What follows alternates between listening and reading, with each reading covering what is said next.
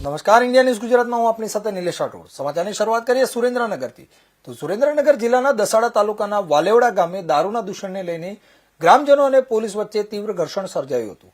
ગામના યુવાનો અને મહિલાઓએ ગામમાં ચાલી રહેલા દારૂના ધંધા બંધ કરાવવા પોલીસ સમક્ષ રજૂઆત કરી હતી. દરમિયાન પોલીસ અને ગ્રામજનો વચ્ચે ચકમક જરી હતી. ગ્રામજનોએ બુટલેગરોને પોલીસ તરફથી છાવરવામાં આવતા હોવાના ગંભીર આક્ષેપ કર્યા હતા. આ ઘટનામાં પીઆઈ ઉપાધ્યાય દ્વારા સર્વિસ રિવોલ્વર કાઢી હવામાં અદ્ધર કરી જાનથી મારી નાખવાની ધમકી આપ્યાનો આક્ષેપ થયો છે. તેમજ વણોદ બીટના જમાદાર હમીરભાઈ સોલંકીએ એક મહિલાના વાળ ખેંચીને માર માર્યો હોવાનો પણ આરોપ લગાવવામાં આવ્યો છે. ગ્રામજનોએ વધુમાં આક્ષેપ કર્યો કે બુટલેગર રમલી નામની મહિલાએ પોલીસ અમારે કંઈ નહીં કરી શકે, અમે હપ્તા આપીએ છીએ તેવી ઉશ્કેરણીજનક વાતો કરી હતી. ઝપાઝપી દરમિયાન એક મહિલાને માથાના ભાગે ગંભીર ઇજા થતા તેમને બહુચરાજી સામૂહિક આરોગ્ય કેન્દ્ર ખાતે ખસેડવામાં આવી હતી.